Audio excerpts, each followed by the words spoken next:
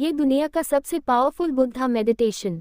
आज से 2500 साल पहले ऐसे ब्रिलियंट वैज्ञानिक ने जन्म लिया था जिन्हें कुछ लोग भगवान का अवतार और इंसानियत का उद्धार करने वाला भी बोलते हैं, और उस महान इंसान का नाम था गौतम बुद्धा। जैसा हम सब जानते हैं कि सिद्धार्थ गौतम एक राजा के बेटे थे और खुद भी एक राजा थे, इसलिए जिंदगी के शुरुआती 29 साल उन्होंने महल की शान और शौकत के बीच बिताए थे। एक दिन जब सिद्धार्थ अपने रथ पर बैठकर अपने राज्य का भ्रमण कर रहे थे, तब उन्होंने एक मरे हुए इंसान को देखा, जिसका ऐसा असर सिद्धार्थ के दिमाग पर हुआ कि उन्होंने अपना सारा राजपाट छोड़ संन्यास ले लिया और सच की तलाश में निकल पड़े। दोस्तों, ऐसा कहते हैं कि 6 साल की कठिन तपस्या के बाद भी जब उन्हें कुछ हासिल नहीं हुआ, तब सिद्धार्थ बचपन में जो मेडिटेशन किया करते थे उस मेडिटेशन के साथ एक पेड़ के नीचे बैठ गए और अपने आप से यह प्रॉमिस किया कि जब तक मुझे मेरे सारे सवालों के जवाब नहीं मिल जाएंगे तब तक मैं यहाँ से नहीं हिलूंगा, चाहे फिर इसके लिए मेरी जान ही क्यों ना चली जाए। कहते हैं कि 48 दिनों तक गौतम बुद्ध वहीं उस पेड़ के नीचे बैठे रहे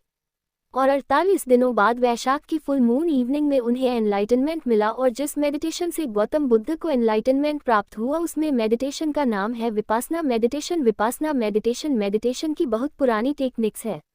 इसका जिक्र ऋग्वेद तक में भी किया गया है, लेकिन समय के साथ मेडिटेशन की टेक्निक लुप्त हो गई थी। लेकिन गौतम बुद्ध ने लाइटेंड होने के बाद उन्होंने ये मेडिटेशन टेक्निक अपने डिसाइल को सिखा, उसे पूरे भारतवर्ष में फैलाने को कहा, ताकि ज़्यादा से ज़्यादा लोग इस मेडिटेशन को जानकर अपने दुख दर्द और मजरी से दूर हो सकें। विपासना मेडिटेशन कितना पावरफुल है, इसका अंदाजा आप यहाँ से लगा सकते हैं कि कलिंग वॉर में मारे गए लाखों लोगों को देखकर सम्राट अशोक के और गिल्ट की कोई सीमा ना थी। तब एक बुद्धिस्ट ने सम्राट अशोक को विपासना मेडिटेशन करने की सलाह दी, और दोस्तों ऐसा कहते हैं कि इसके बाद सम्राट अशोक की लाइफ हमेशा के लिए बदल गई, और जिस अशोक ने कलिंग वॉर में लाखों लोगों को मारा था, उस अशोक ने अपने राज्य में जानवरों तक को मारने पर बैन कर दिया। सम्राट अशोक विपासना मेडिटेशन से इस तरह से प्रभावित थे कि उन्होंने 8 बुद्धिस्ट मन को दुनिया के अलग अलग कोनों में भेजा, ताकि पूरी दुनिया के लोग विपासना मेडिटेशन सीख सकें। अब विपासना मेडिटेशन बाकी के सारे मेडिटेशन से इतना अलग क्यों है, और ऐसा क्या है जो इस मेडिटेशन को इतना पावरफुल बनाता है? तो देखो, हमारे दिमाग में बचपन से बहुत सारी मेमोरीज, अच्छे बुरे इमोशंस, हमारी दबी हुई इच्छाएं, इम्पल्स सब स्टोर होते रहते हैं, और ये सारी चीज़ें सबकॉन्शियसली हमारे पूरे बिहेवियर, इनफैक्ट हमारी पूरी लाइफ को कंट्रोल करती हैं, और हमें इसका पता तक नहीं होता। फॉर एग्जाम्पल, सपोज हम किसी इंसान पर बहुत ज़्यादा यानी कि हद से ज़्यादा ट्रस्ट करते हैं, और जब ऐसा इंसान हमारा ट्रस्ट तोड़ता है तब हमारे दुख और दर्द का कोई अंत नहीं होता। यहाँ तक कि कुछ लोग तो डिप्रेशन तक में चले जाते हैं, लेकिन ऐसा कहते हैं कि टाइम सारे जख्म भर देता है, इसलिए कुछ महीनों में या कुछ सालों में हम ठीक तो हो जाते हैं।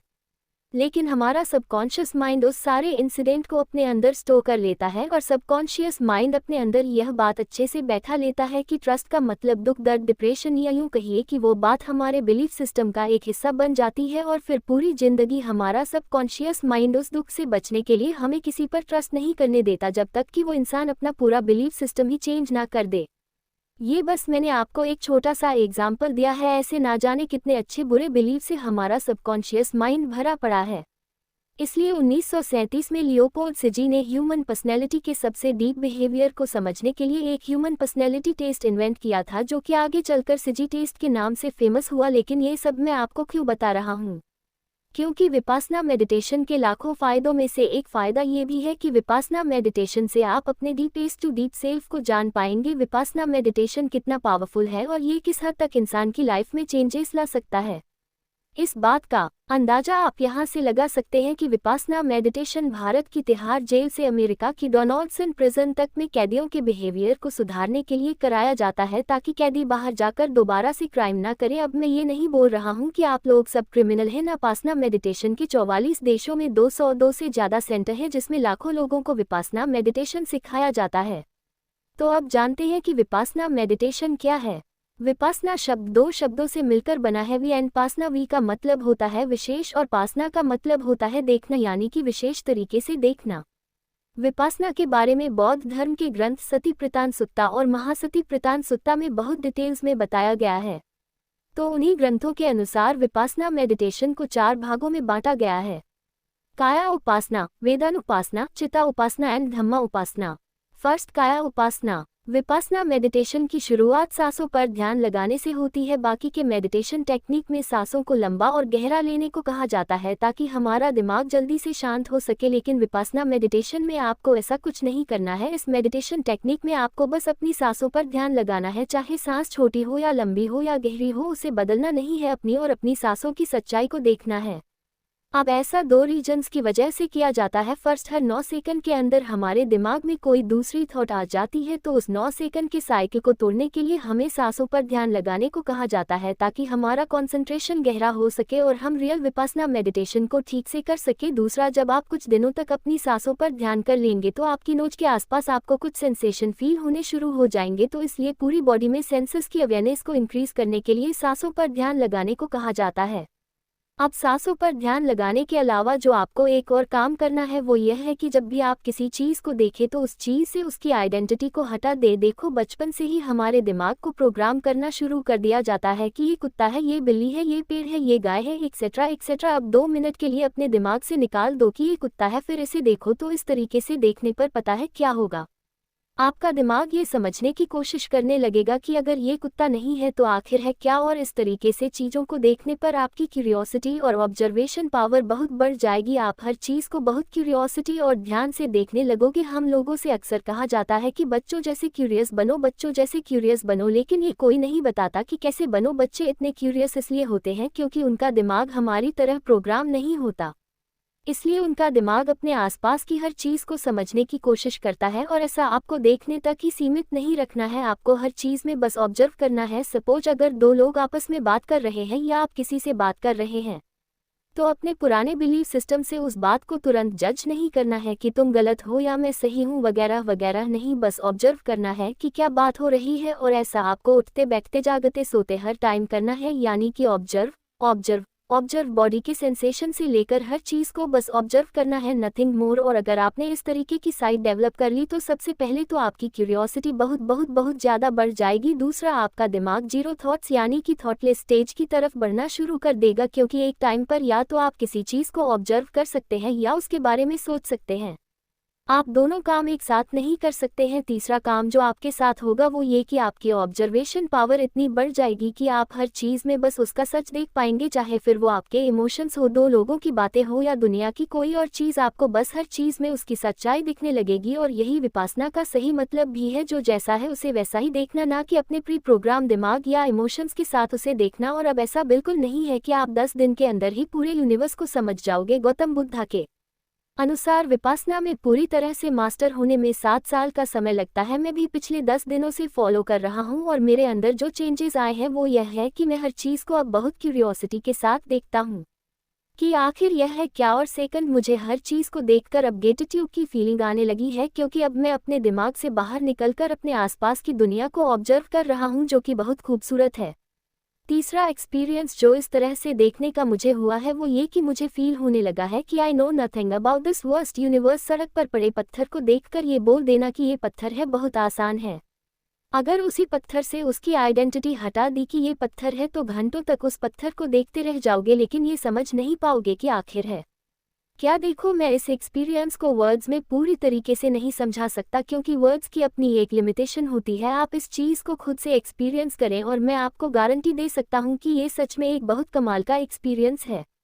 सेकंड है वेदानुपासना। वेदना यानी कि फीलिंग को विशेष तरीके से देखना। विपस्सना मेडिटेशन सेंटर्स या जेल में जो विपस्सना मेडिटेशन प्रैक्टिस कराई जाती है वो यही वेदानुपासना प्रैक्टिस कराई जाती है, क्योंकि हम और हमारा दिमाग फीलिंग्स, हर तरीके की फीलिंग्स आता है तो हम गुस्से के हिसाब से रिएक्ट करते हैं। अगर हमें किसी चीज़ से अच्छी फीलिंग्स है तो हम उस फीलिंग को प्रोलॉन्ग करना चाहते हैं, या फिर अगर जब हमें दुख दर्द की फीलिंग होती है तो हमारा दिमाग उस फीलिंग से जल्दी निकलना चाहता है। कहने का मतलब यह है कि हमारे दिमाग में आने वाली हर थॉट पर हमारा दिमाग रिएक्ट करना चाहता है, और इसी की वजह से हम अपनी इमोशंस के गुलाम बनकर रह जाते हैं। सो इसीलिए विपस्सना मेडिटेशन सेंटर और जेल में विपासन मेडिटेशन के कोर्सेज के दौरान एक इंसान को लगभग दिन के 11 घंटे मेडिटेशन करना होता है। अब आप खुद सोचो, 20 मिनट एक जगह बैठने पर हमारी हालत खराब होने लगती है।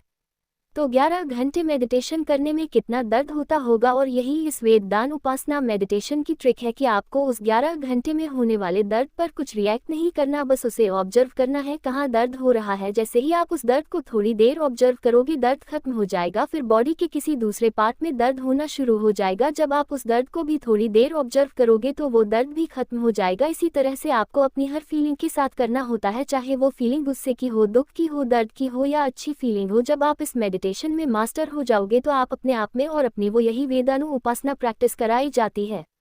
क्योंकि हम और हमारा दिमाग फीलिंग्स, हर तरीके की फीलिंग्स आता है तो हम गुस्से के हिसाब से रिएक्ट करते हैं। अगर हमें किसी चीज़ से अच्छी फीलिंग्स है तो हम उस फीलिंग को प्रोलॉन्ग करना चाहते हैं, या फिर अगर जब हमें दुख दर्द की फीलिंग होती है तो हमारा दिमाग उस फीलिंग से जल्दी निकलना चाहता है। कहने का मतलब यह है कि हमारे दिमाग में आने वाली हर थॉट पर हमारा दिमाग रिएक्ट करना चाहता है और इसी की वजह से हम अपनी इमोशंस के गुलाम बनकर रह जाते हैं। सो इसीलिए विपासना मेडिटेशन सेंटर और जेल में विपासन मेडिटेशन के कोर्सेज के दौरान एक इंसान को लगभग दिन के 11 घंटे मेडिटेशन करना होता है। अब आप खुद सोचो, 20 मिनट एक जगह बैठने पर हमारी हालत खराब होने लगती है, कर पाओगे? और आप समझ जाओ कि वो यही वेदांत उपासना प्रैक्टिस कराई जाती है, क्योंकि हम और हमारा दिमाग फीलिंग्स, हर तरीके की फीलिंग्स आता है तो हम गुस्से के हिसाब से रिएक्ट करते हैं। अगर हमें किसी चीज़ से अच्छी फीलिंग्स है तो हम उस फीलिंग को प्रोलॉन्ग करना चाहते हैं, या फिर अगर जब हमें दुख दर्द की फीलिंग होती है तो हमारा दिमाग उस फीलिंग से जल्दी निकलना चाहता है। कहने का मतलब यह है कि हमारे दिमाग में आने वाली हर थॉट पर हमारा दिमाग रिएक्ट करना चाहता है और इसी की वजह से हम अपनी इमोशंस के गुलाम बनकर रह जाते हैं। सो इसीलिए विपासना मेडिटेशन सेंटर और जेल में विपासन मेडिटेशन के कोर्सेज के दौरान एक इंसान को लगभग दिन के 11 घंटे मेडिटेशन करना होता है। अब आप खुद सोचो, 20 मिनट एक जगह बैठने पर हमारी हालत खराब होने लगती है, परेशान नहीं कर सकते। आपके अंदर समता की भावना आ जाएगी, यानी कि आपका अपने ऊपर पूरा कंट्रोल हो जाएगा। आप समझ जाओगे कि I am not my thoughts and emotions. इसलिए जेल में वेदांत उपासना मेडिटेशन कराया जाता है ताकि कैदी अपने आप में और अपने इमोशंस और फीलिंग्स कर पाएं और अपनी फीलिंग्स और इमोशन से किस तरह से चिपके हुए होते हैं। इस बात को the subtle art of not giving AFC के आगे आप समझ गए होंगे कि ऑथर मार्क मैनसन ने अपने topic feedback loop from hello में बहुत ही खूबसूरत तरीके से बताया है कि लेट्स सपोज हमें एक बहुत छोटी सी बात पर गुस्सा आया और तभी हमें ये रियलाइज़ होगा कि जैसे ही आपको ये छोटी सी बात पर गुस्सा हो रहे हैं तब आपको फिर और गुस्सा आएगा। गुस्सा उस बात पर नहीं जो आपके साथ हुई है, गुस्सा आपको आएगा कि मैं किस तरीके का इंसान हूँ यार जो छोटी छोटी बातों पर गुस्सा करता हूँ। यानी कि आप रियल इंसिडेंट जो आपके साथ हुआ है उसे छोड़कर अपने गुस्सा पर गुस्सा करने लगोगे, जिसे author feedback loop from the hell कहते हैं। सो वेदांत उपासना के अनुसार जैसे ही आपको गुस्सा आया और आपने उस गुस्से पर रिएक्ट करने की बजाय अगर उसे ऑब्जर्व कर लिया तो आप इस so called feedback loop from hello से भी बच पाओगे, जिससे धीरे धीरे आपका अपने ऊपर कंट्रोल बढ़ने लगेगा। थर्ड है चिता उपासना। चिता यानी कि मन, विपासना मतलब कि विशेष रूप से देखना, यानी कि मन को विशेष रूप से देखना। मैंने इस वीडियो की शुरुआत में बताया था कि आप विपासना मेडिटेशन के थ्रू अपनी डीप सेल्फ को जान सकते हैं, तो इसी चिता उपासना के थ्रू आप अपने अंदर छिपे डीपेस्ट सेल्फ को जान सकते हैं। क्योंकि चिता उपासना मतलब कि माइंड कंटेम्पलेशन की हमारे दिमाग में एक दिन में लगभग 72,000 थॉट्स आते हैं और उन 72,000 थॉट में से 80 से 90% थॉट्स वेस्ट होती हैं और ये बेकार थॉट्स हमारे ब्रेन में ठीक उसी तरह से काम करती है जैसे कि जब किसी नदी या तालाब में बहुत गंदगी या मिट्टी होती है तो उस नदी के तल को देखना बहुत मुश्किल होता है, लेकिन जब एक बार वो मिट्टी या गंदगी साइड हो जाती है तो हम उस नदी के धरातल तक देख पाते हैं। ठीक उसी तरह इन बेकार की थॉट्स के चलते हम अपने डिपेंड सेल्फ को नहीं जान पाते, क्योंकि हमारा दिमाग हर समय इन्हीं बेकार थॉट्स को सोचने में लगा रहता है। अब चित्तानुपासना मेडिटेशन के अनुसार आपको बस अपने थॉट्स को ऑब्जर्व करना है बिना रिएक्ट किए हुए। अब वो थॉट्स बहुत नेगेटिव भी हो सकती है या बहुत पॉजिटिव भी हो सकती है, लेकिन आपको उन थॉट्स पर कोई रिएक्शन नहीं देना है। थोड़े ही दिनों में आप समझ जाओगे कि आपको किस तरीके के थॉट्स आते हैं। आपको समझ आने लगेगा कि कौन सी थॉट्स बेकार हैं और कौन सी इम्पॉर्टेंट। और जब आपका ऑब्जर्वेशन गहरा होता जाएगा तब आप अपने दिमाग के हैबिट पैटर्न समझने लगोगे, अपने दिमाग की इम्पल्सेस, अपने दिमाग की क्रेविंग समझने लगोगे। देखिए, इन सब थॉट्स को भी आपको बस ऑब्जर्व करते जाना है और धीरे धीरे ये सारी थॉट्स आपके दिमाग से खत्म होने लगेंगी और आपको समझ आने लगेगा कि even I am not my thought. जब आपका ऑब्जर्वेशन बहुत गहरा हो जाएगा तब आप एकदम शून्य की स्टेज में पहुंच जाओगे, जहां पहुंचने के बाद आपकी लाइफ में चमत्कार होने शुरू हो जाएंगे। फोर्थ है धर्मानुसार यानी कि धर्म और विपासना यानी कि विशेष रूप से देखना यानी कि धर्म को विशेष रूप से देखना या उसकी ट्रू फॉर्म में देखना। यहाँ पर बुद्धा ने जो टीचिंग्स दिए हैं उसे ठीक से ऑब्जर्व करने को कहा है। अकॉर्डिंग टू बुद्धिज्म इनलाइटनमेंट पाने के लिए बुद्धिस्ट को बहुत सारे रूल्स एंड रेगुलेशंस फॉलो करने होते हैं, जैसे कि बुद्धिज्म में इनलाइटनमेंट पाने की 7 मेन स्टेजेस होती है। Mindful investigation of the nature of reality, energy, Joy of rapture, relaxation और ट्रैंक्विलिटी, कॉन्सेंट्रेशन एंड इनमिनी। लेकिन इनलाइटनमेंट के लिए सनातन धर्म में 8 स्टेजेस होती है। यम, नियम, आसन, प्राणायाम, प्रत्याहार, धरना, ध्यान और समाधि। और इन स्टेजेस के अलावा काफी योग होते हैं, जैसे कि भक्ति योगा, कर्म योगा, जिन्हें फॉलो करके एक इंसान एब्सोल्यूट में विलीन हो सकता है। ऐसे ही अलग अलग धर्म के अपने अलग अलग रूल्स एंड रेगुलेशंस होते हैं। इस बात से मुझे स्वामी विवेकानंद के जीवन की एक घटना याद आ गई। उनसे एक बार किसी ने पूछा कि Swami ji what is religion, तब उन्होंने कहा कि रिलीजन इज द रियलाइज। जिस भी धर्म को आप फॉलो करते हो, क्या आपने उस धर्म को रियलाइज किया है? क्या आपने उस धर्म को खुद से एक्सपीरियंस किया है? जिस दिन आपको ये रियलाइज हो जाएगा उस दिन आपको हर रिलीज एक जैसे लगने लगेंगे।